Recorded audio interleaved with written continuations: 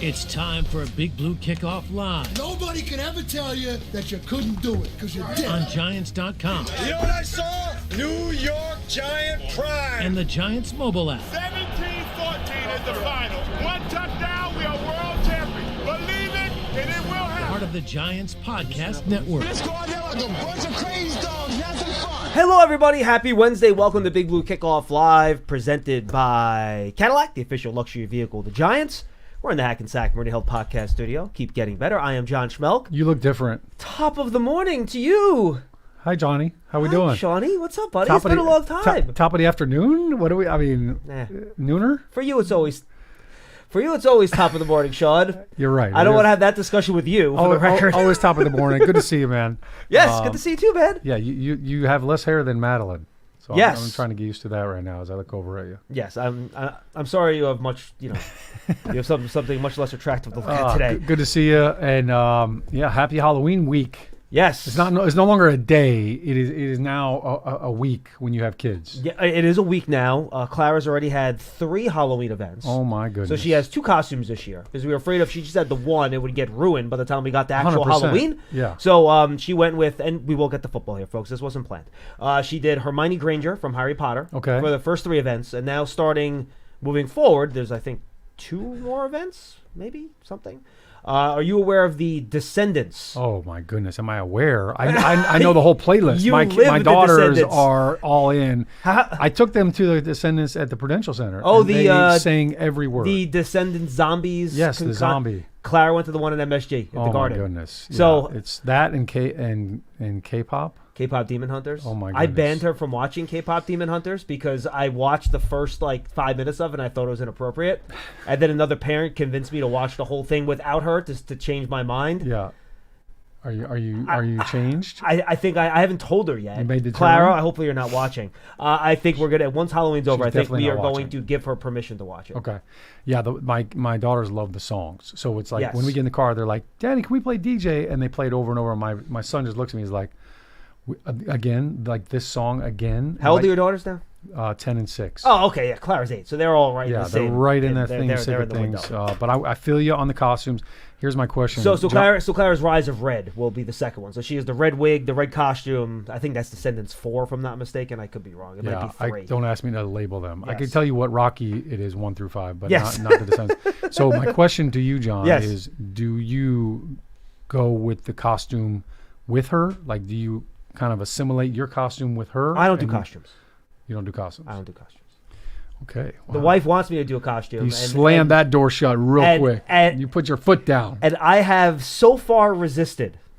Wow. I don't know how huh? permanent that's going to be. Okay. But I've survived the first 8 years of my daughter's life. The problem is that one of these days my wife's going to come with an idea for the whole family. Yes. And she knows this. Like, if she comes up with the right theme, yeah, like Despicable Me, like if everybody does a character Star or something. Wars. Like, if I get to dress up like Darth Vader or Boba Fett, guess what? I'm probably going to be okay with that. I'm with you. And if you're outside and it's cold, you could be Chewy. Then you're warm. I would absolutely be, like, if I could be Chewy, like my 2 kids can be Ewoks or something like that, like, I would absolutely do that. Chewy would be awesome. Mandalorian, like, that goes right into that. 100%. That's a badass outfit. I'd be good with that. Like, the fact that you've been able to dodge it, at the younger years, like, I think you're good. Because as they get older, they don't want to be associated with mom and dad. Well, my son's only 3. So we still so have him in the mix. So you still got a couple of years where the pressure is going to be high. He is Cookie Monster this year, by the way.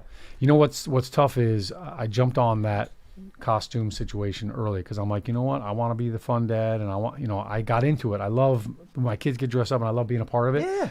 But then now the expectation is, well, what are you going to be this year? And now it's now it's like, all right, if you take a year off, then you feel like a real deadbeat because now you're like, all right, am I tapping out?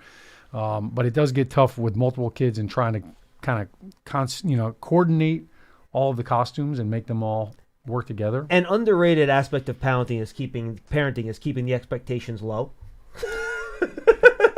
yeah. The less that they think you could do, the better. Correct. Yes, that is correct. That's the less you can mess up. By the way, that is the one problem. I'm sure you know the show Bluey, correct? Oh yeah, it's a great show. Bluey and Bingo. Bluey's an awesome show, but they do raise the expectations for parenting in Bluey. Yeah, they are very involved at all times. Because at some point you'll be like, kids, you got to go play on your own. Like, I can't be involved in your games at all times. I have like housework to do. I have to like do taxes. Yeah, Like 100%. Bluey is on every weekend. Saturday. Bluey's great, Saturday and I love mornings, Bluey. It's a great show.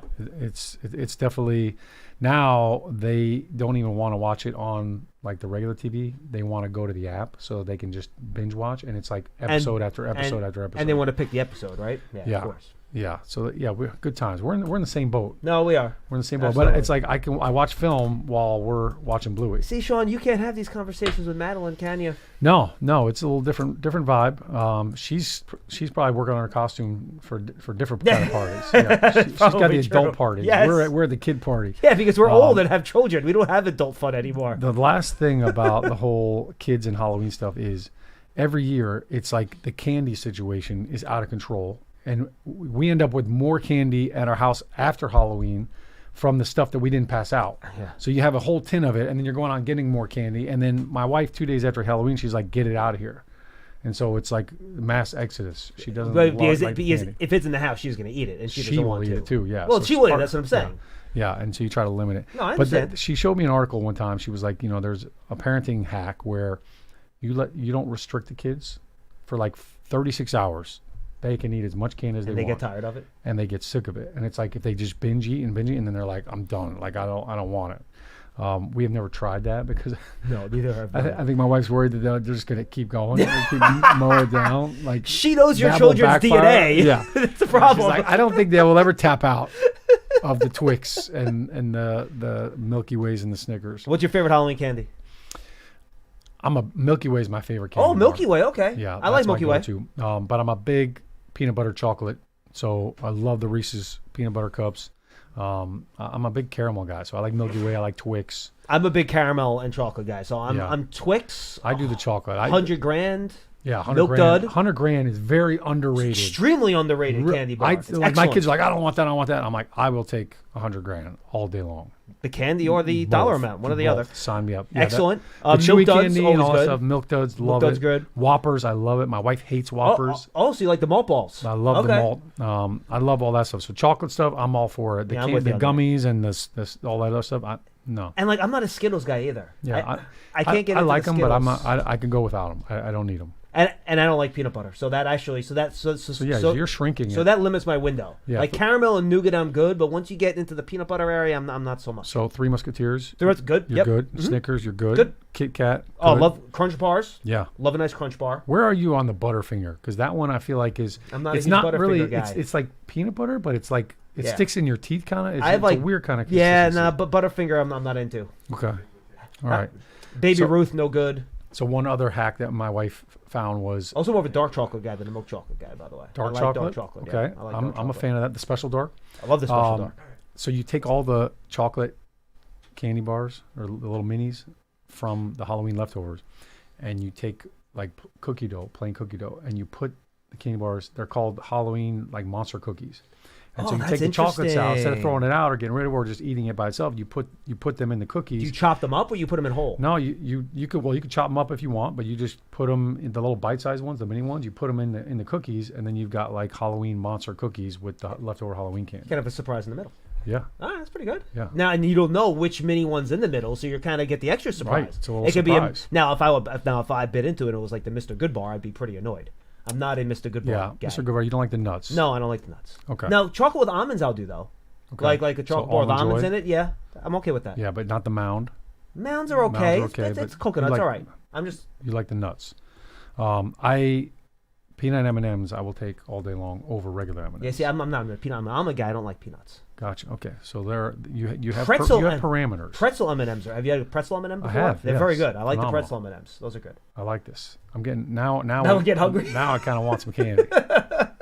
All right, Giants coming off. What are we talking about again? Candy? I don't know. Giants coming off a loss to the Eagles. Sean, we don't need to rehash what happened there, Yeah. unless you want to kind of give your 2 cents real quick, especially on the defense, which really struggled. Yeah, well, I mean, since we're talking about candy, this is like eating a warhead right now. Like we're just, like the pucker power after losing the Birds right now. It's like the lemon drops. Like this. Yeah, after we beat the Eagles a couple weeks ago on Thursday Night Football, it felt like, all right, we know this is going to be a different game. And playing down there, obviously, adds a little different element. The Giants were better in the trenches than the Eagles on both sides on the Thursday night game 2 weeks ago. Yeah, when's the last time we could say that? We dominated that game. Like, it wasn't just, the Thursday night game wasn't a fluke. It wasn't, hey, we won on a last second drive or a field goal. Or a bunch of takeaways. It was something. Yeah. I mean, we clobbered them, and I don't know the last time that we physically dominated that game. Agreed. And then this game felt totally different. Now, granted, Jalen Carter didn't play in that Thursday night game. He did play in this game this past Sunday, but it felt like early on our defense struggled right out of the gate. I mean, the first drive again, Saquon Barkley got hot quick, and that just we never seemed to be able to slow that train down. And when the Eagles, when they're running the ball well, everything else just layers off of it, and it just seems like it's a boulder that's really hard to stop once they get that going. And it was big boy football, Sean. It was 12 personnel. It was extra. How many times did Fred Johnson go out there as the extra offensive lineman? Yeah, they came into it with a plan. Yeah. And you know what? You can say maybe they deviated a little bit because A.J. Brown was out, and it was like, hey, you know what? Let's get back to the basics. But to be honest with you, when I was just breaking down the Eagles before the Giants even played them, and everybody was saying, what's wrong with the offense? Well, they got away from what they were doing last year. Last year, Saquon had 2,000 yards rushing. They were a run-first offense, and then they banged you up with the explosive play action and the deep shots down the field. So I don't know why, but it took them until this point in the season to kind of get back to that. Well, they tried to run. They just haven't run successfully. Yeah. Simo was 3.3 yards a carry. And they've had a lot of turnover in the offensive line position as well. They've had a lot of injuries. Landon Dickerson, I don't think he didn't play against us in the Thursday night game. No, he did not. And then, I think it's Toth, or he ended up moving over to center. He played guard when we played him on Thursday night, and then he moved to center in this game. He actually did a pretty good job at center for them in that game. He was did. Okay. I mean, he held up against Dexter, which is not easy to do. Which is part of the problem, by the way. But I think Lane Johnson and Jordan Mailata, I mean, look, they're two of the best tackles in the league right now, and I thought they played like it against the Giants on Sunday. What's wrong? And now I'll get into the defense here. And I did a deep dive here. I looked at a bunch of different numbers. I'm going to give you a few just to kind of give me a basis of it, and then we'll kind of dive into the run defense first. Then I have some stuff on the pass defense too I want to hit on before we get to your calls here. Okay, so basic stats. Yards allowed per play. I like that better than the yards per game because it gives you an idea of how much the defense is on the field and stuff like that. So yards per play, Giants are 26th overall. For the whole season. This is the whole season. Through week 8. Through 8. And it's by mid-season. It's a good time to kind of do like a little self-scout thing, right? 100%. So 26th in yards allowed per play, 29th in yards allowed per game. Pass yards allowed per play, 11th. Actually not bad. Pass yards allowed per game, 24th. Rush yards allowed per play, last in the league. Wow. Per game, third to last. Now, some more advanced stats. I'll give them to you. These are overall efficiency type of numbers, all right? Overall, DVOA is 26th, EPA per play is 28th, success rate is 23rd. So that's all in the mid-20s. That's overall. Against the pass, DVOA 18th, EPA 19th, success rate 15th. So that's kind of close to the middle of the league. Rush, DVOA last, EPA last, success rate 24th. When you say rush, that's run. Rush, yes. Run yes. game. Run, pass rush. Run defense. Right. That is correct. And then if you want to look at big plays, we've allowed the second most plays of 20 or more yards this year. On the ground. 25th. On the ground. No, this is overall. Overall. Okay. 25th in the league in overall big plays allowed. In terms of rush plays of 20-plus yards, we've allowed 10 already, which is last in the league. Rush yards of 10 yards or more, we've allowed 37, which is also last in the league. Pass plays where 15 yards or more, 26, 20 yards or more, 14th, which is right in the middle of the league. So it kind of gets you to the point that, all right, the issue here is the run defense. We play with a lot. It's funny, I looked at this too. We play with a lot of light boxes, Sean. We don't like putting extra guys in the box. Here's the funny part. Our advanced numbers like EPA allowed per rush and success rate allowed per rush is better with light boxes than it is with heavy boxes. So I don't know if we're having issues when teams go to 12 personnel or bigger than that like the Eagles did last week, and our extra defensive lineman we're putting on the field isn't doing a good job, but we've actually been better with our nickel defense on the field than we have been with our base defense, which I thought was interesting. Yeah, so in order to make sure we're comparing apples to apples, yes, with please. that, like I would look at what are the amount of reps that were in that nickel package defense compared to that base. More, we're definitely in nickel more than we are in base. Gotcha. Okay. Yes. So Yeah, listen, I think the number one thing, every defensive coordinator starts out saying, look, the number one thing we have to do is stop the run. Like, that's always paramount. That is mission number one. When the Giants hired Shane Bowen from Tennessee, one of his strengths was stopping the run. I think he was 15th or better his couple of years when he was the Titans defensive coordinator. And top 5 twice, if I'm not mistaken. Yeah, they were phenomenal at stopping the run. So it's a little bit surprising to see that. When you look back at this Eagles game, Saquon Barkley averaged 10.7 yards a carry. And overall as a team, they were 8.5. And then their backup running back was 11 yards per carry. So when you kind of look at those, obviously the game got away at the end a little bit, but those are things that I feel like have reared their ugly head all year. Like, we've been giving up big runs to everybody. I feel like this whole season that has kind of been our kryptonite, and those big runs are what inflate those numbers. So, well, yeah, I mean, I've listed it, right? They're last in the league in rushes allowed over 10 yards and over 20 yards. And by the way, this was the same problem last year. Yeah. Same problem last year. They go hand in hand. So that to me is surprising, especially when you look at the front for the Giants. Like, that is the strength. That front defensive line with It's Dexter, supposed to be. with Burns, with Thibodeau and all. So I look at the run game as, where are a lot of those big runs coming from? And as I've kind of looked at a lot of those runs, look, the first 4 or 5 yards, that is, I put that on the D-line. I agree with that. Okay. Yards before any contact, run after right? 4 or 5 yards over that, now we're talking about second-level defenders and safety inserts. Agreed. And I think that is where the Giants have really struggled. There have been times where the gap integrity, 2 guys in one gap, some guys not filling, the safety's not coming down fast enough. So you could have that backside C gap as a safety, but if you're slow and rotating and coming down and diagnosing that's a run, now you've got 4 yards in between you and the back. That happened to Tyler Nubin on that big run against Saquon. Yeah, people are killing Nubin on that play, but to me, once you get in that position in the open field one-on-one with Saquon, you're done. He can't make that tackle, but the problem is that he cannot put himself in that situation. That's the whole point. Is right. He didn't recognize the run until, and he didn't react to it. So you see run, you got to come up and you got to you run up, because now that shrinks his running lane. If you sit back and wait, 100%. Now you get one-on-one with 4 yards with Saquon Barkley. He's got the whole list of tricks that he can do. He can spin, he can jump over backwards, do whatever. Two-way go, inside, outside, so both. Those are things that you've got to get better at. I also think Micah McFadden, like we have not recovered really from that loss. Completely agree with you. He was phenomenal when he was at will. He is great at his attack angles. And I think when you talk about big runs, the angles are such a big part of it. If you take a bad angle, like you're cooked. So I think Micah McFadden, the value that he brought to this defense, it's one of those things you don't appreciate it until it's gone. And him not being out there has definitely been a factor in it. I will also say this, Bobby Okereke, there has been times where I don't know what he's looking at, and I don't know why he's so late to diagnose something.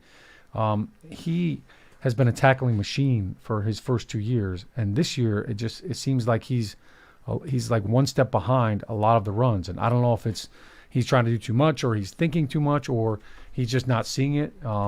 Give credit to the offense; they're doing a good job with kind of hiding some of the things they're doing and disguising some of the things with different. Instead of pulling a guard, they're pulling a tight end, and maybe you don't see that. Pulling a center sometimes too, even, by the way. Yeah, so I think that's, when you kind of add all those things up together, you get that hot mess that you just shared with us. Correct. All right, so let me just dig into this a little bit more, because I agree with everything you said, by the way. And I feel like a lot of those big runs, Sean, are coming on the perimeter. It's a lot of stuff that's not running up the middle. It's stuff that's going off tackle. It's pitch plays outside. It's pin pulls that are going outside, things of that nature. So, one, talk about better versus light boxes. Drew Phillips is actually really getting the run game. And I think maybe not having him on the field hurts you when he's off the field, when you're not in nickel personnel. So that's one thing I'll throw out there, is I think maybe he's better at beating the other team's slot receiver than our extra defensive lineman is better at beating the offensive lineman that he's lined up against. You know what I mean? Yeah. So I just throw that out there. But what do you think the issue has been on perimeter runs? And I guess the second part of that, then, you're talking about inserting, reading, identifying where you got to go quicker. This doesn't sound like, listening to you, that you see this as a fundamental scheme issue. I don't think it's a fundamental scheme issue. I think it's execution more than scheme. And, listen, all it takes on defense is one guy to be out of position, and now you got a big run. And that can be, look, when perimeter runs is not just, hey, the defensive end. It could be, look, you have the defensive end slanting inside, and you've got Summering firing outside. The free safety has the force defender. Or, you're bringing a corner blitz. He's the force defender, and now they get outside of that. What do you mean by force defender for fans that don't know the term? So on defense, every defense has a force defender, which is they're responsible to set the edge. And sometimes it can be a defensive end. And if he is the outside guy, it's his job to never let anything outside of him. He's the force defender. He's going to force everything inside. So you are the one that sets the edge, and nothing can get outside of you. Well, if you're on a stunt, if you bring the defensive end in, you have to have somebody else replace him as the force defender. Now, it can be, if you stunt that defensive end in, it could be the linebacker that is stacked behind him. Now, he's the force defender scraping over the top. Well, if he gets blocked, if the defensive end slants in and the tight end goes up and blocks him, you lost your force defender. So now you're to the perimeter. And that's what happened on the play with Muasau. He got blocked. Muasau got correct. sucked in. So now he's got to come up and attack the outside shoulder of that blocker, and he's the force defender. It can sometimes be a safety. So sometimes you can bring the strong safety down if it's to the tight end side. Now the defensive end slanting inside, strong safety is coming up off the edge. He's the force defender. If he gets his nose inside and boom, they bounce it, now you're to the house, you're up to the sideline. So that as an offensive player, we always want to try to pin that force defender in. Or you kick him out, and now you double team and wall the other guys in, and you kick that force defender out, and now you created a big seam. So that's another way to kind of attack that. It could be a corner if you're bringing a corner blitz, or a nickel blitz. If you've got twins right, if you've got a slot receiver to the right, and you're blitzing that nickel defender, now he's the force defender on the outside. And a lot of times the number one blitz for a long time on third down in sub defense is tackle here, end here, nickel blitzer out here. You bring the tackle straight up the field, the defensive end loops underneath, and the nickel defender comes outside. So that outside defender is forcing everything inside, and you've got the defensive end looping up, coming right down the barrel of the quarterback. That's a staple blitz in sub defense, which is a nickel defense. Those are things that now you can get out of whack because guys that maybe are the force defender are not used to being that force defender. So it comes down to execution. But I don't look at this like it's not something that's correctable. Look, the one thing I will say is usually when you see these stats and you see a lot of the big runs, you see a lot of missed tackles. The Giants, they're not really missing tackles. Like if you look at them, I think PFF has a grade on all this stuff. They're not missing a lot of tackles. Yeah, I'm curious. So I can look that up right now. Actually. I think they're top 5 in the league right now as far as least amount of missed tackles. That's something that is kind of peculiar because usually that goes hand in hand. Hey, look, if you're leading the league in missed tackles, you're going to have a lot of big runs. So it's really just guys not executing their position. Now, we've seen Tay Banks multiple times now. He's supposed to be on a run breaks out and gets in open field. He's supposed to protect outside in as a corner. And there's been times where he's kind of gotten inside and allowed the runner to go outside of him up the sideline and given up what should have been a 10-yard gain now is a 20 or 30-yard gain. So those are things that I see creeping up. And too often guys just get blocked. Like in that Eagle game, too many times, Sean, like I stopped the all 22 in the middle of it. There is a hat on a hat everywhere. Yeah. Everywhere. No one's getting off their blocks. I think, the Eagles, look, they've been one of the best run blocking offenses for a long time now. Like they're phenomenal. Their guards and their tackles stick on blocks. They do a really good job getting movement whenever they're double teaming. But those are, the perimeter runs, a lot of times it's can you defeat a tight end block as well. Giants have 10th fewest missed tackles in the league this year. 10th fewest. So I mean, that's not bad. That's good. That kind of goes against what we're seeing statistically. So it's not poor tackling. I think it's just out of position. And, I think it's because not everybody is locked in on who has the C gap, who has the B gap. Look, I think whenever it comes to defending the run, there's some pride that goes with that. And, every good defense prides themselves on you're not going to be able to run the ball on us. Yeah, absolutely. I'm with you. Now, I did break down some of the past stuff, which I thought was interesting.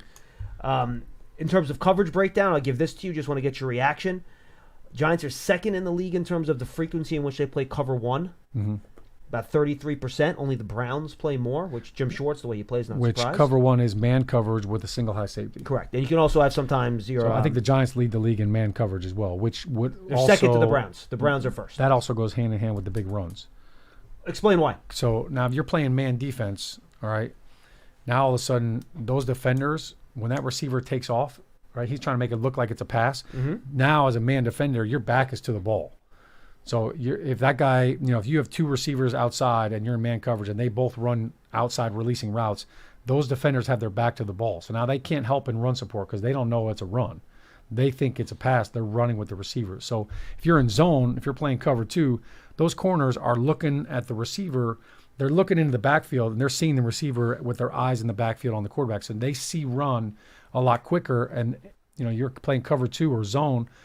All of those defenders have their eyes in the backfield. They're going to react to the run a lot quicker than they would in man.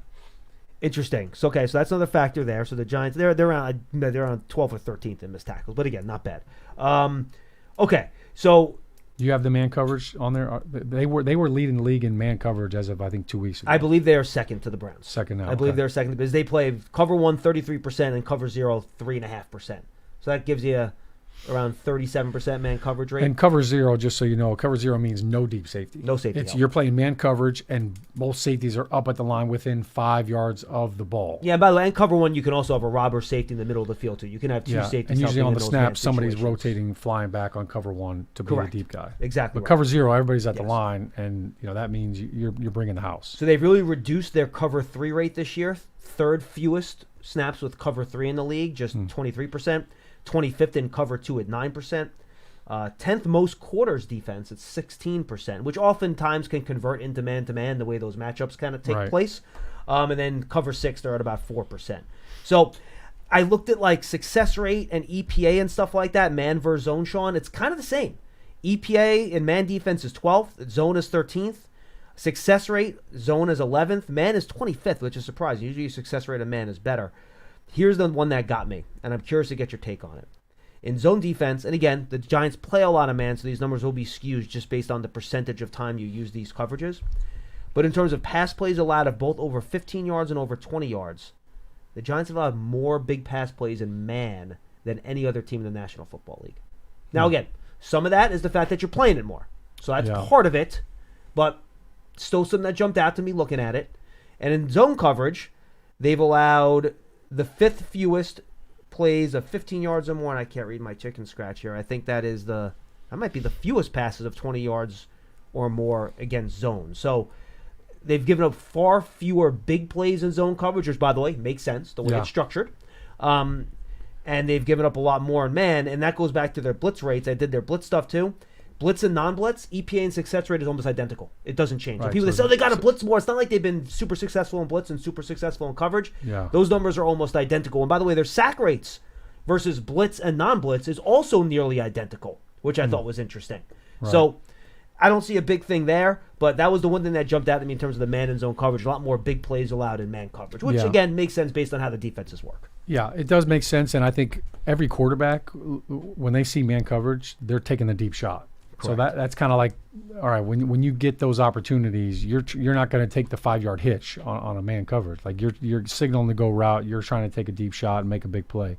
I think the thing that's interesting is once you get past week 4 of the season, you're kind of looking at your own tendencies. You're not waiting for the bye week to do the self-scout. I mean, you're kind of looking at, all right, where are we struggling? Mm-hmm. And if you're looking at those numbers and you're saying, all right, look, we're much better in zone defense and not giving up the big play, let's do that more. Like, you would think that would be Vulcan logic, right? Like, let's get away from the man. But here's the thing. What if you're in zone defense more and you have 2 safeties deep more, then that's hurting your run defense? That goes hand in hand. So you're saying, look, we're trying not to run cover 3 or cover 2 because we want 7 or 8 guys in the box. We don't want the light box because we're trying to stop the run. So now we are kind of in a more of a man situation because we're trying to load the box to stop the run.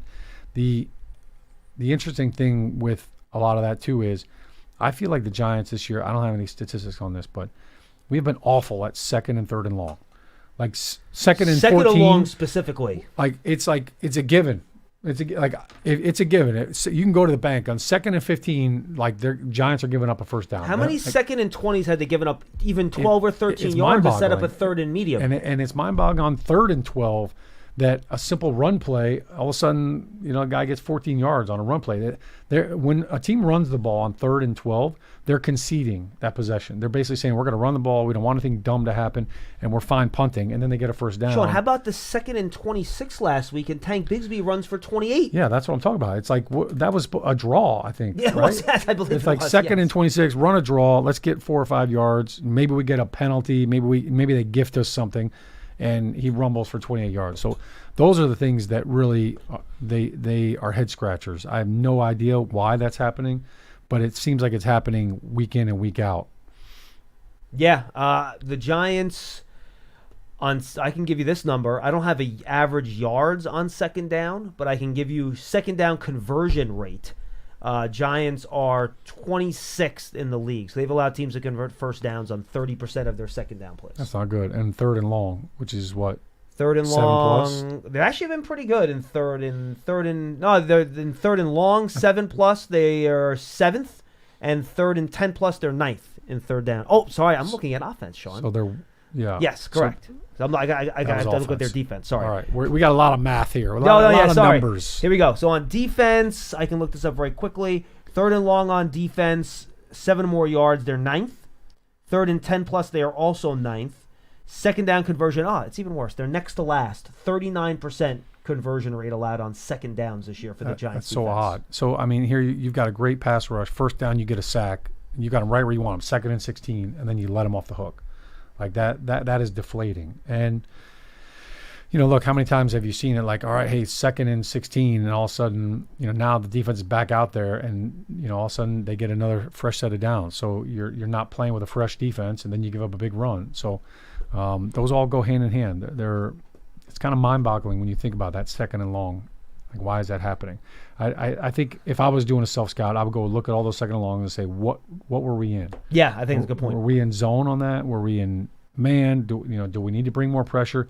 The one thing that the Giants, I feel like, have not had to do is, you look around the league and teams that are struggling to get to the quarterback, now all of a sudden they get blitz happy because that's the only way they can get pressure on the quarterback. The Giants have been getting pressure with their front four, and they've been manufacturing pressure with the defensive line. They have not had to blitz a lot to get pressure on the quarterback. So you would think that they would be better in those categories when you were comparing the blitz versus non-blitz thing. Yeah, I actually thought I'd see more of a difference in the blitz versus non-blitz. I didn't. Here's an interesting one. So despite the fact the Giants are next to last in 2nd down conversion rate, again, it's at 39%, the Giants are 9th best in the league at average yards to go on 2nd down. An average of 8 yards to go on 2nd down for the Giants, which is, again, the 9th best in the National Football League. So you're right. It's 2nd and longs that they're allowing a lot of these conversions on. So I think that is a good self-scout. Go see what you're in on the 2nd and longs and see what the problem is. Yeah, let's change it. I mean, whatever we're doing, do the opposite. Like, do something else. That's no-brainer right there.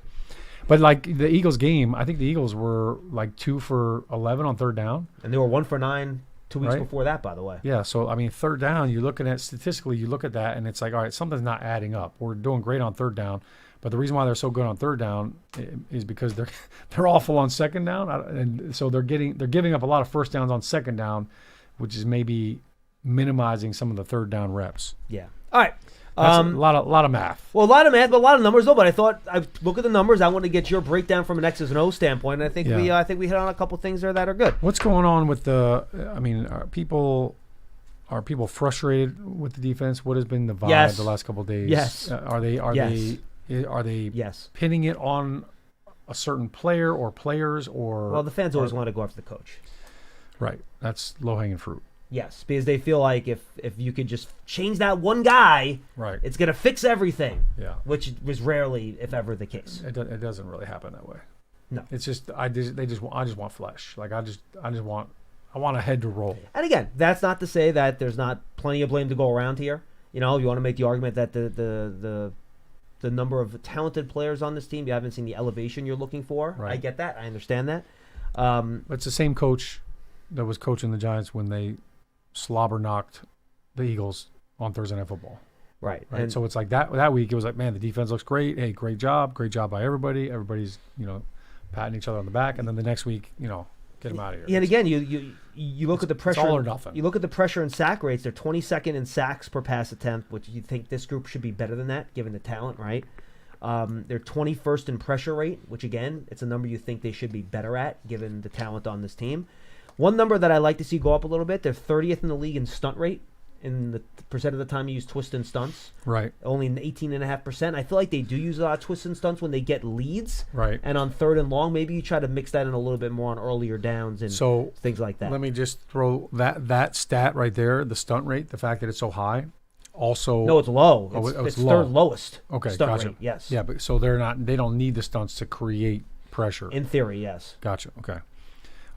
Yeah, I feel like whenever you get a team that stunts a lot, you can kind of catch them in some runs, because now all of a sudden they've got a guy that you run a twist and you pin them inside. Now you can end up giving up a big run. And maybe that's why they don't want to stunt a lot, because they're afraid that could add to their issues in the run game.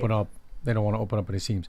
So, as an offensive lineman, anytime, like, all right, we go to the next week. Hey, we come in on Wednesday. We start looking at, all right, who are we playing? You're scouting.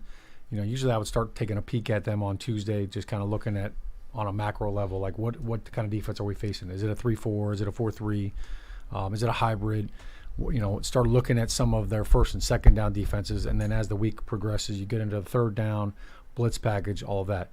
But when you're scouting the Giants and you're looking you're in the offensive line meeting room right now, the 49ers, and you're looking on film of these guys, you're like, holy shit! Like, these dudes are studs. Like, we better bring our lunch bucket. So I feel like because the Giants have some guys that are they're a real menace to society. Like, Dexter Lawrence is a problem. You have to account for him, and you have to look, if he's in there on third down, like, we got to have 4 hands on him. We're not going to hold up if we throw the ball 45 times. We're not going to hold up one-on-one, asking our center or our guard to be one-on-one with Dexter Lawrence. Though he has not won as consistently versus single teams this year as we have seen in years past. I think the Dexter's production is way down, and I know Carl went to task on Dexter. I didn't see the whole thing. I'm not sure what the premise was with all that, but when I turned on the Eagles film, I went through and I watched every one of Dexter Lawrence's pass reps, and he has the center on roller skates, like he is driving him back into the lap of the quarterback. And a lot of times, I say half of his reps, it's a center and a guard that are on Dexter Lawrence, and everybody else is one-on-one. That's ideal. That's what you want. So that's how you get the fact that Brian Burns, Kayvon Thibodeau, or Abdul Carter, they can get one-on-one with a tackle. It's because of Dexter Lawrence. Yeah. If you didn't have Dexter, now you would be sliding to Burns, or you would be sliding to Abdul or Kayvon. So those guys, their production is a byproduct of what Dexter's doing. So you can look at Dexter Lawrence and be like, man, he's having a down year, doesn't have any sacks. No, you know why? Because the other guys are getting all the sacks. Yeah, I will say he's the one that's kind of carrying the brunt of all that. And a lot of times he will beat a guy if he is one-on-one, but the other guys are getting there before he can get there. So he's on his way to get a sack, and those guys are beating him to it. So I look at Dexter Lawrence, and look, there's not an offensive lineman in the league right now that wants to be one-on-one with him. Maybe Quentin Nelson would be fine with being on an island one-on-one with Dexter Lawrence, but I see him knocking, I mean, there was a couple times he took Toth, the center for the Eagles, and I mean, he just walked him straight back into the lap of the quarterback, one-on-one. And then other times when he's doubled, I mean, he's just kind of hogging up the middle a little bit, and that's kind of what he's asked to do in the scheme. But everybody else is on one-on-one protections, and usually when that happens, they're getting pressure. I will say this. I don't think last year, the last 2 years really, there was always, 4 to 6 plays a game where you just see Dex do something that's like unbelievable. Like he wins quick, throws it out of the way, is in the backfield like that. I agree. He is still getting... Those are like Herculean what plays. I will consider slow wins, right? Where he's slowly marching the guy back to the quarterback. I feel like there were fewer quick, explosive wins right at the snap where he's running free at the quarterback than we've seen over the last couple of years in pass rush situations. So while the pressures are still there, again, this is anecdotal. I have not tracked this. You're not getting quite as many as the really off-the-bat, quick, swim, push him aside, whatever, straight line tackle to quarterback for loss, type of like stuff. just wreaking havoc. Correct. Yeah, you're not seeing as much of that. And you know what I would be curious to see is Dexter playing more snaps at nose guard versus 3 technique than he did last year or the year before that. Like 2 years ago was when I think he had double-digit sacks. He led the team in sacks. I looked last week. It's about the same as it was last year. Is any of that changed? From 2 years ago under Wink, and again, it's more of an odd man front system. He was a nose guard a little bit more under Wink. But the last 2 years, he has been he still had nose enough, mind you. It's just a little bit less. He's out 3 technique a little bit more under Bowen, or offset from the center than he was under Wink. So I mean, I can tell just by watching film what other offenses think of Dexter by how they're handling it in the protection, and they're purposely not letting their guys be one-on-one with him. So when you look at that, it's like, okay, that's respect right there. That they're doubling him, and I know as an offensive lineman, like that, those are always the guys when you're going up against a defense. Who are the guys that we've got to account for? Like, who are we going to attack? All right, and who do we have to account for? And I think Dexter is one of those guys you have to account for. Burns, 100%, you have to account for. You got to find it. You got to get a chip. You got to find a way to slow him down. Yeah, Burns has gotten chipped a lot this year. Yeah, a lot this year with tight ends. All right. We got a bunch of people on the line. Sorry it took me so long here, guys. That was a good conversation. I wanted to get to all of that. I wanted to get Shaun's take on it as we now turn the page to the 49ers games. 201-939-4513. I'm going to try to get to as many calls as I can here, folks. So I'm a little faster through. I apologize, but I want to get in as many guys as I can. Let's go to Jason in New Haven. He'll lead us off today. Hey, Jason. Hey, how you guys doing? We're good. What's up, Jason? Good. Thanks for taking my call, Shaun and John. Just real quick, I'll make 2 quick points and I'll take it off the air. Sure. I know you guys weren't on the show yesterday, but there was a talk, and, if you would just allow me real quick, I know talking about it probably you guys don't want to hear, but if you just allow me real quick, about, Lance and Matt talked about, the officiating. And while I agree officiating is going to be officiating, human error is part of sports, here's what I'll say. I never liked that idea that officiating doesn't impact the game, because in my opinion, it did. Now, I'm not saying we would have won the game, but it did affect the game. Jason, it does. But the thing about officiating, it's out of your control. I understand that, John, but just let me finish. Right, the push play, the heralded push play, where he did fumble the ball. Yep. Who knows if they get that ball? I think the game was either tied or we were down 3 at that point. No, it was a big play. No argument. Right. So who knows what happens if they get the ball back, right? The bogus offensive PI on Slater, which was just such a bogus call. They both were hand fighting. At worst, that should have been, whatever, let them play. The Mailata false start. So I'll leave it at that. I never got into Jason, hold on. There was also the hold on the Kobe Dean on the Scadaboo touchdown catch that wasn't called when he got tackled from behind by a Giants offensive lineman. Then you had the dart fumble on the play in the pocket that was turned into an incomplete pass. Right. Then you had the bogus. I mean, we go back and forth. We had we had the Wandale pushing it, quote unquote, pushing it back. We go back and forth. But I'll go on to my next point. Yes. The defense. It's been bad just overall, right? And I'll take it off air with this. Here's what I'll say. I'm not going to talk about coaching, heads should roll on this program, because it's not going to go. I'll leave those kind of conversations for my friends and text messages. But here's what I'll say. I remember last year, because at the end of the day, you can't fire all 11 players, or you can't cut all 11 players. So here's what I'll say. I remember John Mara after last year stating he didn't like teams going up and down the field on us. And while the season isn't over, right, he stated he wanted to feel better going into this year. He wanted to feel better about what was going on. We have Dart. We have Scadaboo. That was a rough injury. Hopefully he heals up and comes back 100%, as well as Neighbors and whoever else is hurt. But while you can't necessarily always blame the coaches or the players, everybody takes fault in this. And that includes the coaches. So at the end of the day, I would like to see how Mara would answer it. Now, the season is over. I get it, fellas. But I would like to see how he would feel now at the end of the year about our defense. And I'll take it off the air, fellas. Thank you. Thank you, Jason. Well, the first thing before I give it to Shaun here, to your point, there's 9 games to go here. So there's a lot more to figure out as we go along here. Yeah, just to address his first point with the officials, look, this is...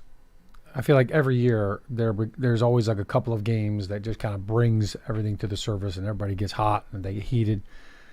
The one thing I will say is the one thing I always ask for is just be consistent And that's the one thing that I think every player asks for. Be consistent with how you call things and how you call penalties, how you see different things. There are times where watching a replay in slow motion, and we're like, I don't know. Is it a catch? Is it not a catch? Is it a touchdown? Is it a first down? I don't know. You can have a conversation while you're watching in slow motion. The referees are doing this in live speed. So the human error and the human element to this, it's always going to be there. And I think it's a part of what makes sports real. You never like it when the calls go against you, but I think a tough thing for an officiating crew is they're a team. They're like an offensive line. So you've got how many officials? 8 officials on the field. If 7 of the officials are looking at the play and they're like, oh, it's still going, but one official sees it as it is stopped and he blows his whistle, they're all on the hook for that. That's a good point. And it could be the guy on the sideline that he thought the progress had stopped and, I thought the play was over. And so he blows his whistle, and the guy that's over here is saying, man, he's still going, and the ball was out. Like, I'm not blowing the whistle because it looks like he's still fighting for yards. They have different perspectives, different angles. They're looking at it from different angles and different viewpoints. So those are the things I look at. It's like, okay, if one official blows a whistle because he thinks the play is dead and he's trying to stop somebody from piling on or getting hurt, I know that's always a big thing that is at their forefront is blow the whistle, get the play dead so nobody gets hurt. Then they all kind of have to fall on that sword. And that, that's part of the thing that happens during a game is one official sees something and they have to stick together. They kind of have to stand by the other guy's mistake. The other thing I will say is every official after every game, they get graded. So don't think that they're like, oh yeah, you know what? I had a couple bad calls. Okay, get them next week. Oh no, they're held accountable. They are graded on calls that they made, erroneous calls. They're also graded on if they missed calls. So if there's a penalty on a play that happened that they did not throw a flag for, they get docked for that as well. So the officials are aware of this, and the best officials, the ones that have the best grades throughout the season, they're the ones that get asked to officiate the playoffs. And then the ultimate goal for these officials is to get the Super Bowl. That means you're the best crew throughout the whole season. Shaun O'Hara, referee defender. They're motivated. I mean, look, I'm not trying to defend them. I'm just saying you're wearing stripes. They're horizontal, I think. They aren't vertical stripes. Sorry. I think it's a tough job, and I think it's it's kind of like being like a long snapper, right? Like nobody ever talks about you until you mess up, and that's kind of the one thing. The one thing I will say about, since we're kind of making a joke about the referees, I have been lobbying for years now to change the uniforms on the officials. Stop with I've not heard this. Why? The black and white is no longer. They make their uniforms gray because everything is gray. Every call now in the NFL, it's not black and white. Everything is gray. You know what color the officials wear in the NBA? They wear gray. All right, it's neutral. All right, you're not. So you want a metaphorical color for the black and white officiating is gone. It's with the dinosaurs. It's extinct. Oh, you're funny. Everything is gray now. So give them gray uniforms. Stop with the black and white. It's not accurate. And the other part of Jason's final question, how you think Mr. Mara will look at this in terms of, and even talk in general about this thing, getting better and taking a step. I think when you look at the defense as a whole, look, there have been some games where they've been stifling and they have taken over the game. That's what's frustrating about this. Like the Charger game, they were great. They're inconsistent. That's what's it's like, okay, the Chargers game, they came to life. The Thursday night game against the Eagles, man, they stuffed them. That was the defending Super Bowl champions. Saquon Barkley ripped off 31 yards in the first 2 carries of the night, and then they clamped them down. And they were even okay. That was it. They were even okay against the Chiefs in that game. Patrick Mahomes didn't kill him in that game. Well, even week 1 against Washington, I mean, that game could have won that game. Look, the Dallas game fell apart at the end. Same thing with Denver at the end. But going into that Denver fourth quarter, they hadn't given up a touchdown in 5 quarters. So, it's very, they're hell or high water. It's like outhouse or penthouse with them. Right. And I think that's what's frustrating, and that's what's kind of tough. But, look, the offense... Look, for the last couple of years, I mean, the previous 2 seasons, how many times did we hold the other team to 15 points and still lose? I still think about the Buffalo game. We go with the Buffalo. I mean, the defense shut them down, and we still find a way to lose. So, you kind of take it all in and kind of look at it like, are we trending in the right direction? Are we consistent? And if we aren't, why is that? Is it player execution, or is it the message is not being delivered and being received in the way that it should be. Those are all things that you address at the end of the year. I don't anticipate anything happening during the season because I do think there's enough good football. Like if you are going to present evidence on either side, there is enough evidence for both, conversations and for both accusations. We did get some injury news from Dottino that I missed while we were having our in-depth conversation, and Salomon. So these foreign players will not practice today. Jermaine Illuminor, Jalen Hyatt, which I believe I saw someone put dentist in parentheses there. Okay, so too much dentist, it'll be Jalen Hyatt tooth, apparently. Daniel Bellinger, remember he left that game with an injury. Chauncey Golston, who missed the game. Cordo Flott is in concussion protocol. And Art Green, who left the game with a hamstring. Brian Dable on Javon Holland and Paulson Adebo. They'll be at practice. We'll see how much they do. So that could mean limited. That could mean on the side with the trainers. That could mean full. So we'll have to wait for the report this afternoon to see exactly. Yeah, but that goes hand in hand with what we're just talking about. And you can never use injuries as an excuse because every team has them. But the Giants have been hitting hard at corner. I mean, Black, they just signed him, right before the game, activated him, and he ended up playing. So Adebo being out there, he's your best man corner. You're playing a ton of man defense. And Flott's been really good this year too. And Flott, they both have been banged up. Javon Holland not being out there, now that changes things. You've got, different safeties in there. Dane Belton was thrust into action against Denver. So, whenever you're rotating guys like that defensively in the back end of it, there's a ripple effect there. Yeah, I'm with you. All right, let's go to Coach Kevin in Arizona. He wants to talk about Cam Scadaboo. Coach, what's going on?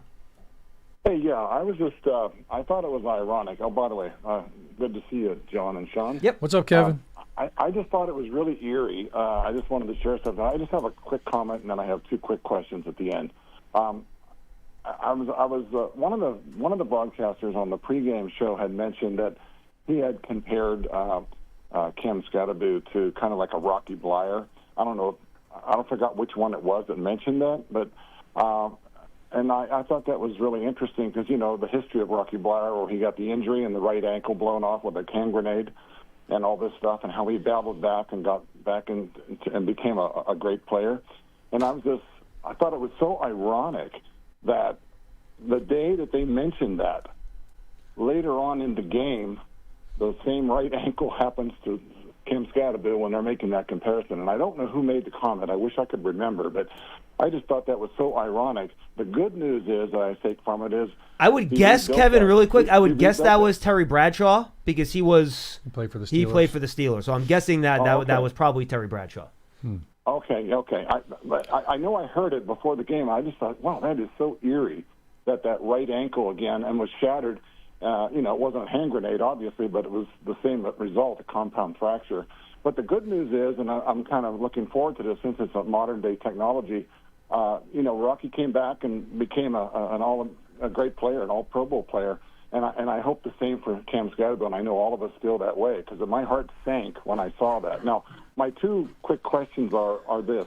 I noticed after the game on the presser with the quarterback, Dart looked really shaken up. I never seen him like this.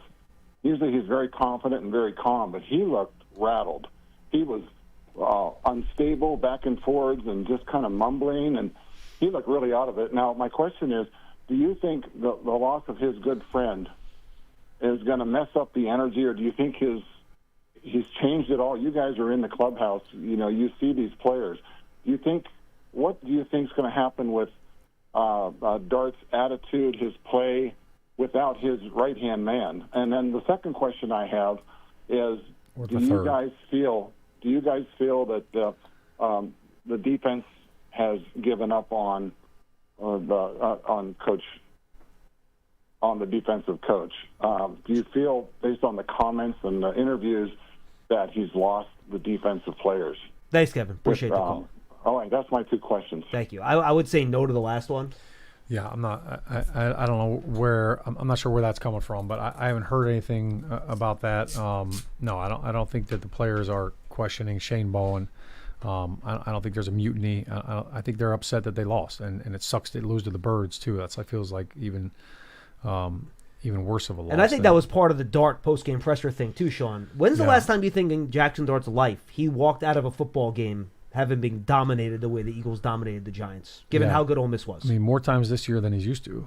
But at least all the losses this year have been close ones. They haven't this was look. The Eagles took it to the Giants on Sunday. They did. Yeah. The Saint game was close that he played in.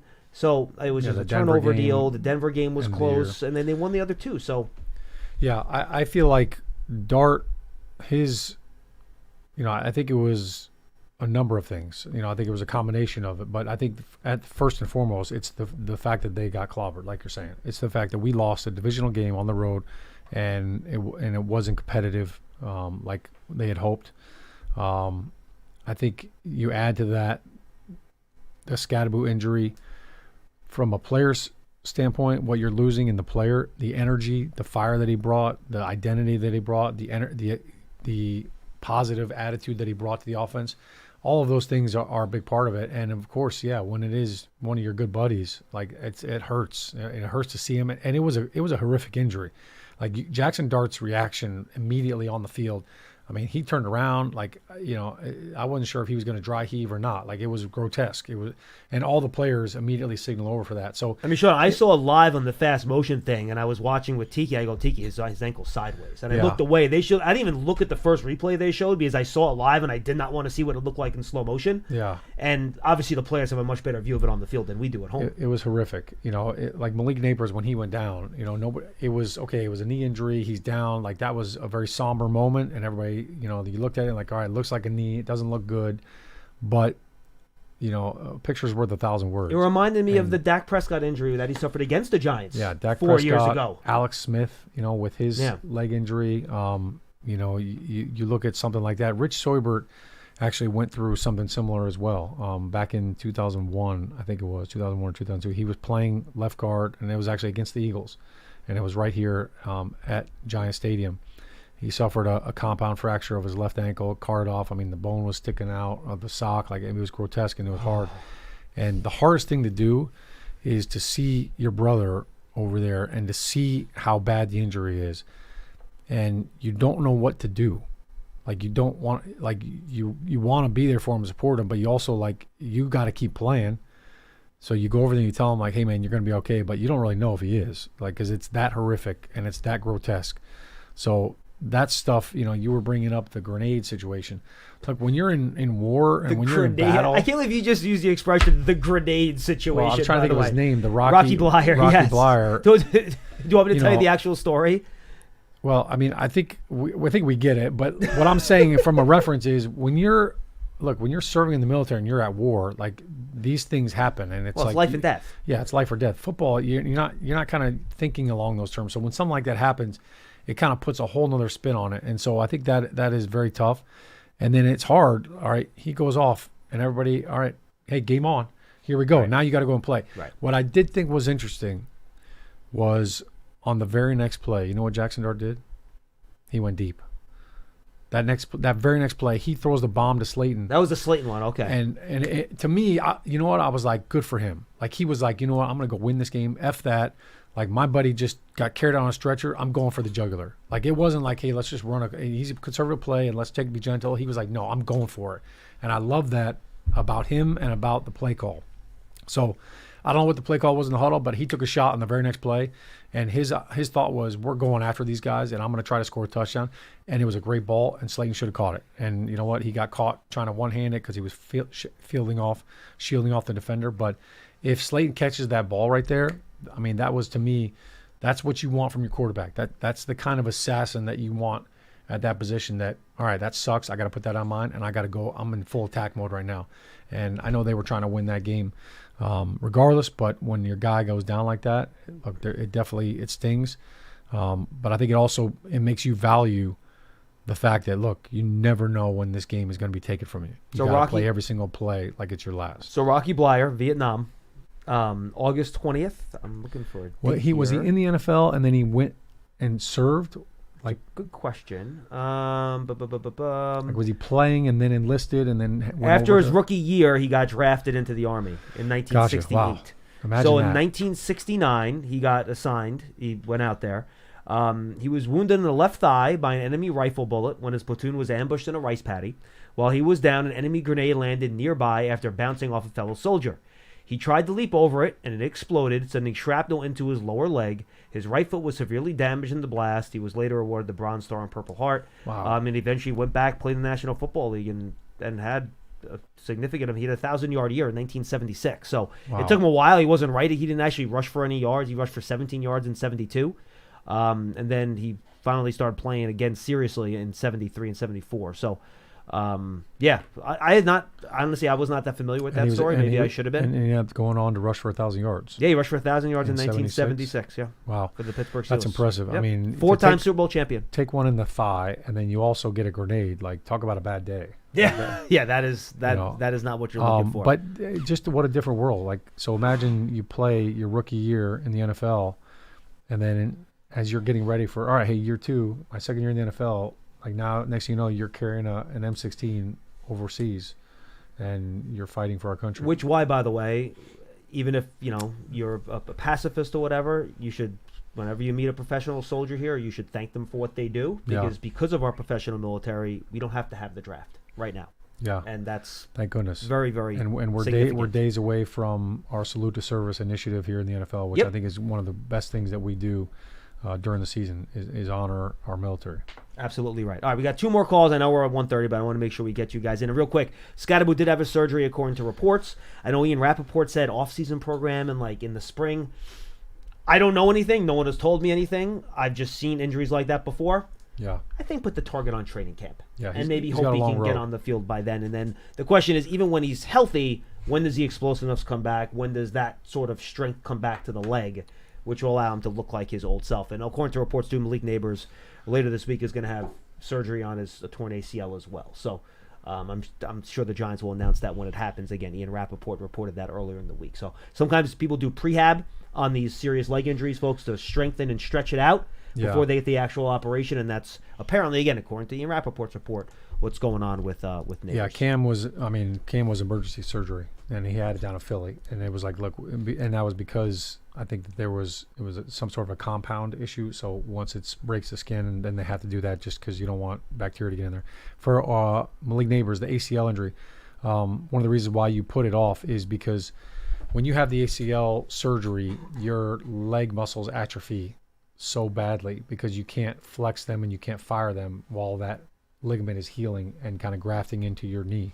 So what a lot of guys, they found, what helps the recovery process is you push the surgery back a few weeks, and you train your VMO and your quad muscles, and you really work them and you strengthen them and build them up, knowing that they're going to atrophy, and that helps with the recovery on the back end of the surgery. All right, I promise I'll get to you guys. We'll get to you. Let's go to John in Jacksonville. He's up next. He's an offensive line question for Shaun. John, what's going on?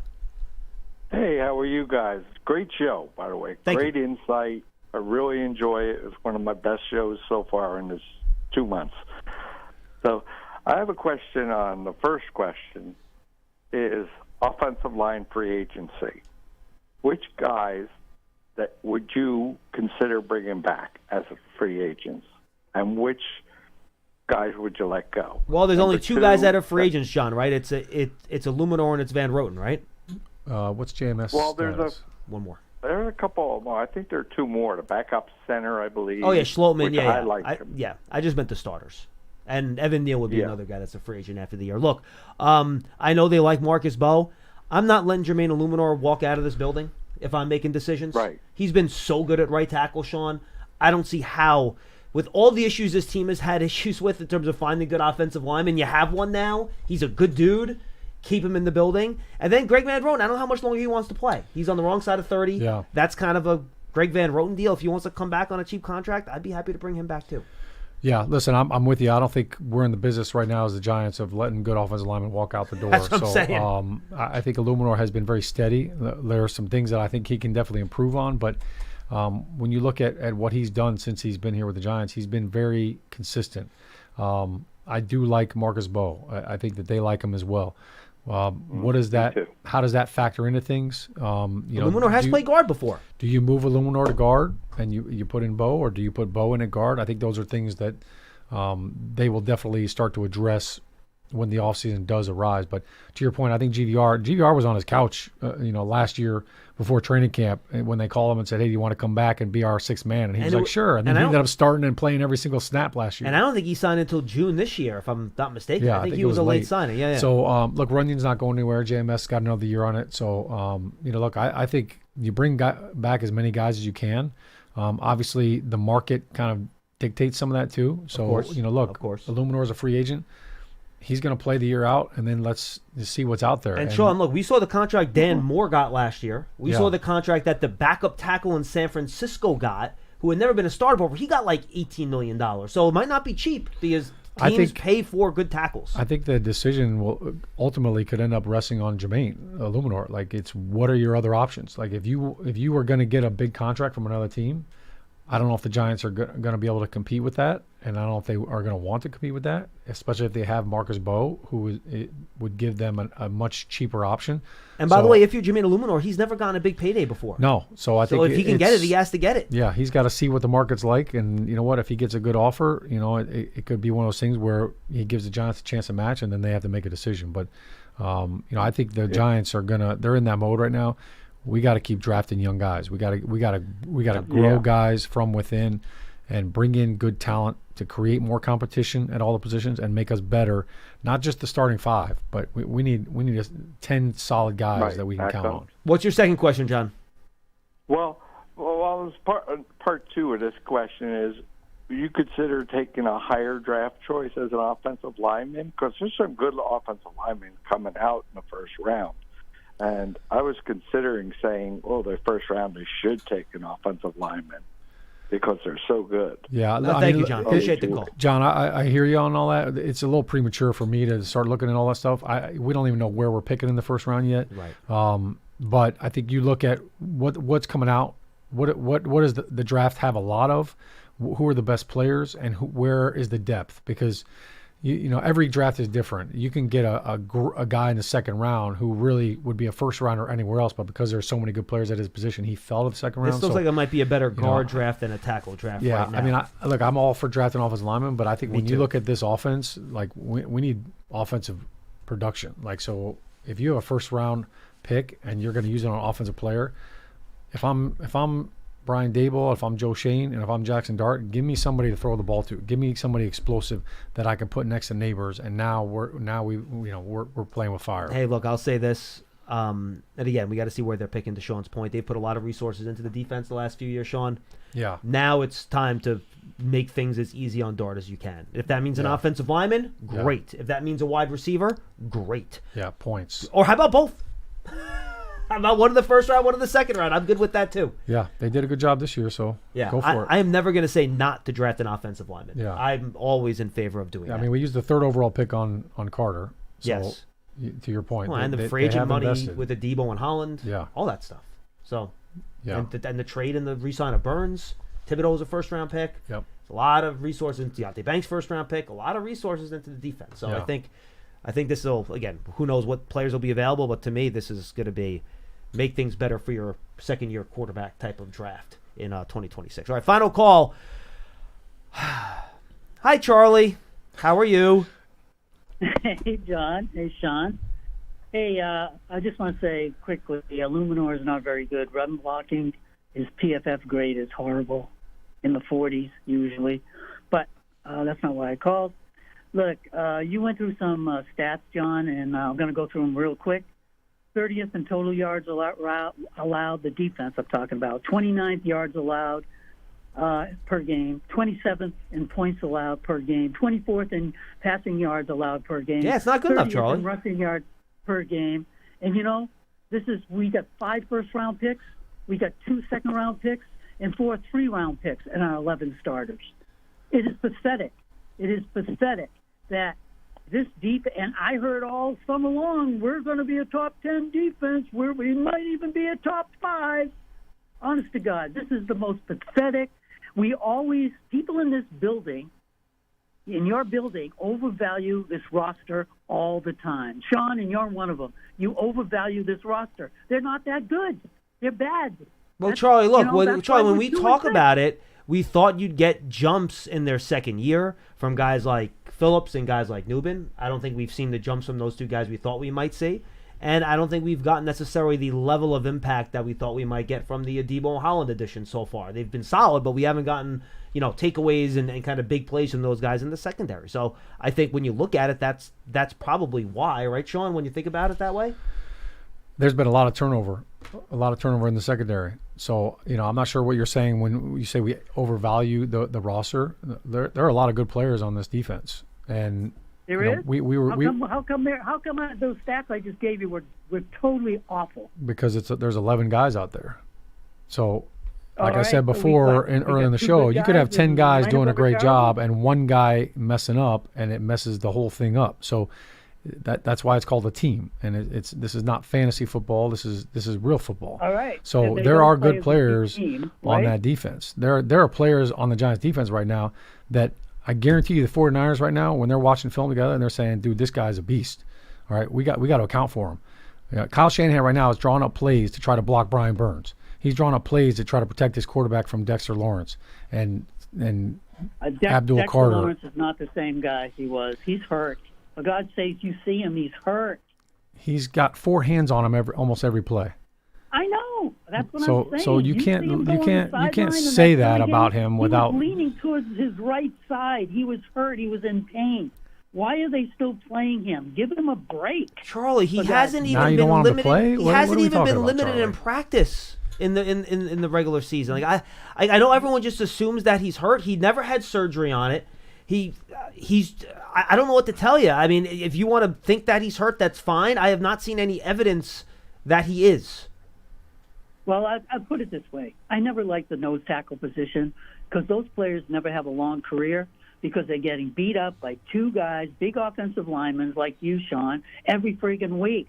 You can't keep doing that, and especially when were playing. I think Vince Wilfork would argue with that. So would Chris Jenkins. So would Ted Washington. So would Sean Rogers. Vince Wilfork, right? I think there's. Yeah, they didn't have long careers. Listen, you're entitled to your opinion. Thank you, Charlie. Bill Neal, Thank you, Charlie. And Bert. Not all opinions smell Bert good. Didn't have long careers either. Thank you, Charlie. Appreciate the call.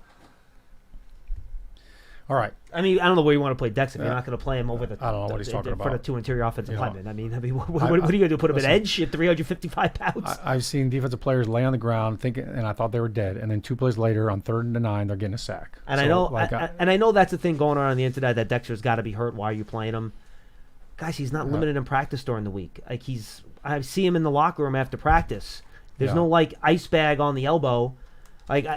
All I can tell you is what I see. I don't understand the Dexter That's Lawrence what I'm heat. seeing. Well, I don't understand the heat that Dexter Lawrence is getting right now. And listen, if you go in the defensive line meeting room right now and you ask Brian Burns, why are you having such a good year? He'd point to Dexter Lawrence. And I'm having a great year because that guy is doing all the work. I'm getting one-on-ones. I've got tackles on an island because they're trying to block that guy. Same thing with Abdul Carter and Kayvon Thibodeau. You turn on the tape on 3rd down and you look at how many times our defensive ends are one-on-one with the tackles. Why is that happening? That's because Dexter Lawrence is commanding respect inside. He's got 2 guys, all right? He's got 4 hands on him on 3rd and 7, trying to just keep him from pushing that pocket back so our quarterback has room to step up. So I don't know what to tell you, Charlie. I mean, you're watching a different game than I am, buddy. Shaun, this was fun, buddy. Thanks, pal. This was awesome. Enjoy your Halloween. Don't steal too much of your kids' candy. Now, do you actually just overtly steal it, or do you wait for them to go to sleep and then you take it? I'm not a huge candy guy, but I will dabble. Now, do you steal it in front of them and just mock them for and steal it, or do you just wait till they go to sleep and then you? I don't steal. I don't steal.